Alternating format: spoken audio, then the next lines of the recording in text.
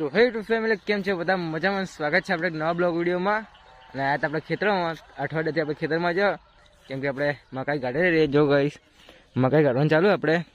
અને guys sunset વાળો view તો પાવો ખાલી. આહા કે સનસેટ થઈ રહ્યો. અને આપણે અઠવાડિયાથી ખેતરમાં હતા, બ્લોગ બનાવતા આપણા. અને ફાઇનલ જો આપણે મકાઈ કાઢવાનું ચાલુ અત્યારે. જો ગાઈસ અત્યારે આપણે અહીંયાથી મળી અને અત્યાર સુધી મકાઈ જે આપણે આવે ને તે ફોલી દીધી. હજુ આ રહી આ વ્હાઈટ. અને જે ગાઈસ તમે પેલા પોપકોર્ન બનાવો ને એ આના બનાવે. ચાલો હું દેખાડો ગાઈસ મકાઈ કેવી આવે. જો ગાઈસ આ રીતની કંઈક મકાઈ છે. જે ઝાડ આવે છે ઝાડના અંદરથી તોડી અને આ ટાઈપના અંદરથી મકાઈ નીકળે. અને પછી અંદરથી કંઈક આ ટાઈપના નીકળે. જે તો આ ટાઈપના મકાઈ અંદર. અને આને આપણે મશીનમાં નીકાળવો પડે ત્યારે જે નાના નાના દાણા નીકળે તે દાણા આપણે દળાઈને રોટલા પણ બને અને પોપકોર્ન પણ બને આના. જો અત્યારે હવે આટલા સોલવાના બાકી છે. અહીંયાથી લઈ અને આ સુધી સોલવાના બાકી છે. અને અહીંયાથી મળી અને અહીંયા સુધી જે આપણે મકાઈ તે છોલી દીધી. અને આપણે કન્ટિન્યુ બ્લોગ અત્યારે નથી આવતા કેમ કે અત્યારે આપણે ખેતરમાં. તો ફાઇનલ ગાઈસ જો આપણે મકાઈ ઢોકી દીધી કેમ કે રાતના વરસાદ બીજો આવે તો કરતો. કેમ કે આપણે કાલ તો 3 દિવસે વરસાદ આવ્યો તો છોટા આવ્યા હતા. થોડા ઘણા પડી લીધે આપણે મકાઈ નથી પડી.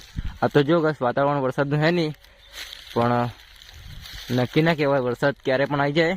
અને 2 દિવસ કાલ કે પરમ દિવસે વરસાદ આવ્યો તો આપણે મકાઈ પલળી હતી. પહેલાં તો આપણે વાઢવી પડે. તમે જોઈ જશે બ્લોગમાં કેવી આપણી મકાઈ હતી. અને પહેલાં આપણે આને વાઢી અને સુકાવા દઈ અને જે અંદર જે આપણે તમને બતાડ્યું જે મકાઈ આવે તેને છોલવા પડે.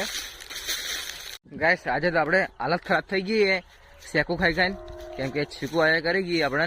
અને જેમ કે આટલા અંદર મકાઈનો શિયાળો ઉડ્યો હતો તેનો આપણે શિયાળો નાકમાં ભરાઈ ગયો તો શેકું ખાઈ ગઈ અને નાક લાલ લાલ થઈ ગયું છે.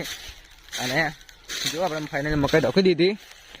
અને આ જો ખાલી કેટલા બધા કચરો નીકળ્યો. આ તો ખાલી લગભગ 3 થી 4 આનો કચરો હોય. આ જો એક આ ઢગો એક આર્યો અને ત્યાં જુઓ ઘણા બધા ઢગાય. અને સનસેટ તો ફાઇનલ થઈ ગયો.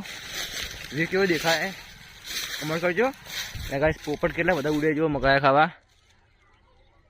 જો ગાઈસ સિનેમેટિક વિડીયો અહીંયાથી બનાવી હોય તો એક નંબર. જે આપણે દાડો હાથમાં પછી ખાલી વ્યૂ જુઓ ખાલી. હા તો ગાઈસ તમે બધા કહેતા હશો કે ચેતનભાઈ માસ્ક કેમ પહેર્યું? આપણે એના માટે માસ્ક પહેર્યું કેમ કે આપણે આજ મકાઈ સાફ કરતા હતા. અને કે મકાઈનો શિયાળો આપણે નાકમાં ઉડ્યો હતો એટલે ગાઈસ આપણે શરદી થઈ ગઈ એટલે આપણે માસ્ક પહેર્યું હતું. અને વોઇસ થોડો આપણો શરદી થઈ ગઈ એટલે વોઇસ બરોબર નહીં આવતો.